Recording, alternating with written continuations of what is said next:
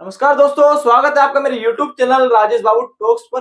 तो आज के जो मेरा वीडियो रहने वाला है वो एक राजा की स्टोरी मैं आपको सुनाऊंगा। आज के वीडियो में हम सभी लोग बचपन से कहानियां सुनते आ रहे हैं, आप सभी लोगों ने सुनी होंगी। राजा की कहानी होती है, काफी इंटरेस्टिंग होती है और बहुत कुछ हमें उनसे सीखने के लिए मिलता है। आपने बचपन से किताबें पढ़ी होंगी जो अपनी बेसिक्स होती है, मतलब नर्सरी से लेकर हम जो पढ़ाई शुरू करते हैं उसमें हमको बहुत सारी कहानियां मिलती है हिंदी की किताब में, जो कि राजा की कहानियां होती है, राजा रानी के बारे में। तो आज मैं उसी के ऊपर आपके लिए एक स्टोरी लेकर आया राजा की, जो काफी इंटरेस्टिंग रहने वाली है। तो सबसे पहले मैं आपको एक बात बोलना चाहूंगा, अगर आप मेरे चैनल पर पहली बार आए तो मेरे चैनल को सब्सक्राइब करें। बाकी जो लोग मेरे सब्सक्राइबर हैं वो मेरे को अच्छी तरह से जानते हैं। और एक बात मैं आपको बता दूं, जो मेरी वीडियोस होती है बिल्कुल वो जेन्युइन होती है। ऐसा नहीं है कि मैंने कहीं से भी कंटेंट उठाया और आपको अपलोड कर दिया, ऐसा नहीं है। मैं काफी रिसर्च करता हूँ, उसके बाद ही मैं अपना वीडियो बनाता हूँ। तो ये काफी स्टोरी मुझे अच्छी लगी जो मैं आपको बताने वाला हूँ, और आपको भी शायद बहुत अच्छी लगी। अगर आपको ये वीडियो पसंद आएगी तो इसको ज्यादा से ज्यादा शेयर करना और मेरे चैनल को सब्सक्राइब करना। तो आइए वीडियो को शुरू करते हैं। तो ये जो स्टोरी है एक राजा की है। एक राजा होते हैं गाँव के, मुख्यतः तो राजा जो होते हैं वो गाँव के ही होते हैं, बट आजकल ऐसा नहीं है। तो ये एक स्टोरी जो है मेरी पुरानी है जो मैं आपको बता रहा हूँ। राजा होते हैं और उनके 3 बेटे होते हैं। राजा के कार्यकाल को काफी टाइम हो जाता है, तो वो सोचते हैं कि मुझे अपना वो उत्तराधिकारी चुनना चाहिए, मतलब अपने बेटे में से किसी एक को मुझे राज्य सौंपना चाहिए, उसको राजा बनाना चाहिए। तो जो राजा के तीनों बेटे होते हैं वो एक ही आश्रम में, एक ही गुरुकुल से पढ़े हुए होते हैं, उनके गुरु भी एक ही होते हैं। तो राजा को ये तय करने में मतलब समय लगता है कि मैं अपना राज्य सौंपूं और किसको इस राज्य का मैं उत्तराधिकारी बनाऊं। तो राजा क्या कहते हैं, अपने तीनों बेटों को बुलाते हैं और उनको वो एक एक बोरी गेहूं देते हैं। उनको बोलते हैं कि ये एक एक बोरी गेहूं तुम तीनों को दे रहा हूं, और मैं 2 या 3 साल के लिए लगभग राज्य घूमने के लिए जा रहा हूँ। अनेक अनेक राज्यों में मैं घूमूंगा अलग अलग, और उसके बाद जब मैं लौट कर आऊंगा तो मैं तुम लोगों के गेहूं देखूंगा, जिसके गेहूं सही होंगे मैं उसको राज्य का उत्तराधिकारी बनाऊंगा। तो इतना कहकर राजा वहां से निकल जाते हैं। अब जो तीनों बेटे होते हैं वो अपने कार्य में लग जाते हैं गेहूं को संभालने के। जो पहला बेटा होता है वो क्या करता है, जो तिजोरी होती है उसके राजमहल में, तो उसमें से सारा सोना चांदी निकाल देता है और उसमें गेहूं की बोरी रख देता है। वो ये सोचता है कि मैं गेहूं इसमें रख देता हूँ, और जब पिताजी आएंगे तो वो देखकर काफी खुश होंगे कि मैंने गेहूं को कितना संभाल कर रखा, वो भी तिजोरी में। और वो तिजोरी में गेहूं की बोरी को बंद कर देता है।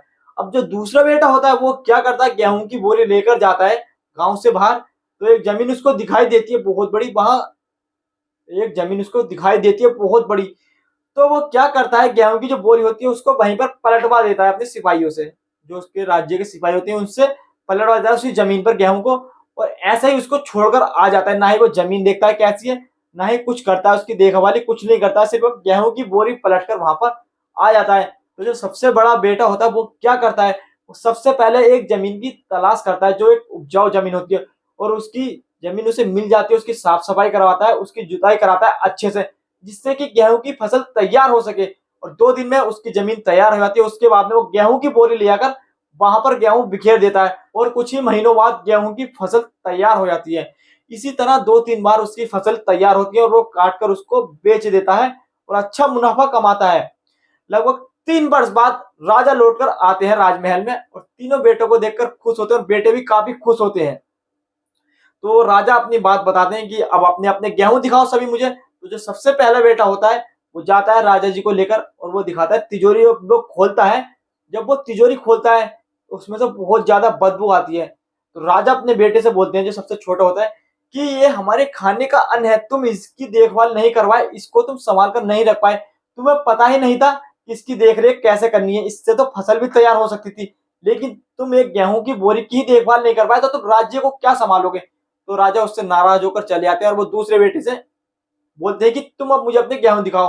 तो जो दूसरा बेटा होता है, जो गांव से बाहर वो जाता है जहां पर उसने गेहूं बिखेरे थे, वहां पर जाता है अपने पिताजी को लेकर। तो जब राजा जी उस जगह को देखते हैं तो वहां पर कुछ भी नहीं होता है, बहुत बड़ी बड़ी झाड़ी हो चुकी होती है और गेहूं का तो नामो निशान ही नहीं होता है। तो राजा जी उस बेटे से भी अपने मना कर देते हैं कि तुम इस राज्य के संभालने के लायक नहीं हो। और सबसे आखिर में राजा जी अपने तीसरे बेटे से मिलते हैं और उससे कहते हैं कि अब तुम मुझे लेकर चलो, तुम दिखाओ तुमने गेहूं को कहां पर रखा है।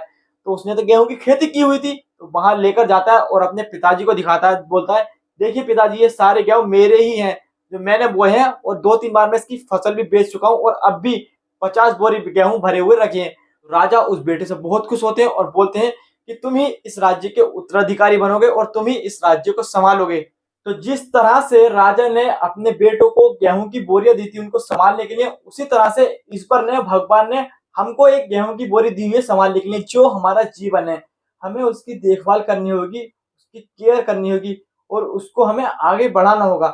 लेकिन हम क्या करते हैं, जो करने के काम है उनको नहीं करते हैं, गलत सलत काम करते हैं जिससे हमारा कुछ लेना देना नहीं है, जिससे हमें कुछ फायदा भी नहीं होता है। और जब अंत में हमसे पूछता है कोई कि तुमने क्या हासिल किया, तो हम उसको जवाब देते हैं हमने कुछ भी हासिल नहीं किया है।